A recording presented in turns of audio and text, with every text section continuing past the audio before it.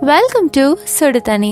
இன்னைக்கு நம்ம வீடியோவில் ரொம்ப ஈஸியாக பண்ணக்கூடிய ஒரு ஈவினிங் ஸ்நாக் ரெசிபி தான் பார்க்க போகிறோம். வாழைப்பழ போண்டா எப்படி பண்ணுறதுன்னு பார்க்கலாம். ஒரு 5 நிமிஷம் டைமில் இதை நீங்கள் ரொம்ப குயிக்காக பண்ணிடலாம். குழந்தைங்களுக்குலாம் ரொம்ப ரொம்ப பிடிக்கும். இதோட இன்க்ரீடியன்ஸை நான் டிஸ்கிரிப்ஷன் பாக்ஸில் கொடுக்குறேன். இப்போ வாங்க சேர்ந்து சமைக்கலாம். ஃபர்ஸ்ட் இதுக்கு ஒரு போல் எடுத்துக்கலாம். அதில் 2 வாழைப்பழம் சேர்த்துக்கிறேன். இதோட ஒரு முட்டை சேர்த்துக்கலாம். முட்டை சேர்க்கும் போது செம்ம சாஃப்டாக அப்படியே பஞ்சு மாதிரி வரும். இது வேணும்னா நீங்கள் சேர்த்துக்கலாம். ஆனால் இது சேர்க்கும் போது நல்ல சாஃப்ட்னஸ் கிடைக்கும் உங்களுக்கு. இதோட 1/2 கப் மைதா, 1/2 கப் வெல்லம் இல்லாட்டி நாட்டு சர்க்கரை சேர்த்துக்கலாம். கூடவே 1/4 டீஸ்பூன் ஏலக்காய் தூள் சேர்த்துட்டு இதை ஒரு தடவை நல்லா அரைச்சிக்கிறேன். இப்போ இதை நல்லா அரைச்சாச்சு. இதில் 2லேருந்து 3 டேபிள் ஸ்பூன் அரிசி மாவு சேர்த்துக்கலாம். சேர்த்துட்டு நல்லா மிக்ஸ் பண்ணி விட்டுருங்க.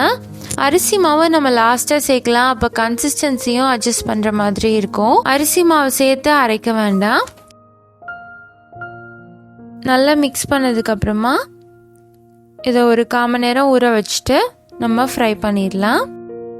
எண்ணெயை லோ டு மீடியம் ஃப்ளேமில் வச்சுட்டு இதை ஒரு ஸ்பூன் இல்லாட்டி கரண்டி அப்படி இல்லைன்னா கையில் கூட எடுத்துக்கலாம். கொஞ்சம் கொஞ்சமாக உள்ளே சேர்த்துக்கோங்க. போண்டாங்கிறதுனால இதுக்கு ஷேப் ரொம்ப பெருசாக இருக்கணும்ட்டு இல்லை. ஒரு கணிசமாக நீங்கள் கையில் எடுத்து சேர்த்தாலே போதும். சேர்த்துட்டு இதை எல்லா சைடும் திருப்பி போட்டு நல்லா வேக வச்சு எடுத்துக்கோங்க. இது மாவை நம்ம சேர்த்துருக்கனால எண்ணெயில் நல்லா வேகணும். நல்லா ரெஸ்ட் பண்ணி வேக வச்சிங்கன்னா தான் உள்ளேயும் நல்லா வெந்திருக்கும். இல்லாட்டி உள்ளே அப்படியே மாவாக இருக்கும், வெளியே மட்டும்தான் வெந்திருக்கும். ஸோ அடுப்பை லோ டு மீடியம் ஃப்ளேமில் வச்சுட்டு இதை கொஞ்சம் வச்சு எடுங்க. நல்லா இது கலர் மாதிரி ப்ரௌன் கலரில் வரணும். அந்த மாதிரி வந்ததுக்கப்புறமா இதை நம்ம எடுத்துடலாம். நான் இன்னைக்கு செஞ்ச அளவுக்கு இன்னைக்கு எனக்கு 15 போண்டா கிட்ட வந்தது. ஒரு ஃபேமிலி ஈவினிங் டைமில் சாப்பிட்றதுக்கு இது ரொம்பவே நல்லாயிருக்கும். அளவும் கரெக்டாக இருக்கும். இந்த மாதிரி நான் எல்லா போண்டாவையும் பொரிச்சு எடுத்துக்கிறேன்.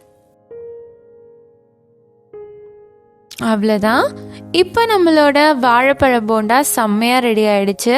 வாழைப்பழத்தை வச்சு இவ்வளோ சூப்பராக ஒரு ரெசிபி பண்ண முடியுமா அப்படின்னு நீங்கள் கேட்டிங்கன்னா இனிமேல் உங்களால் பண்ண முடியும்.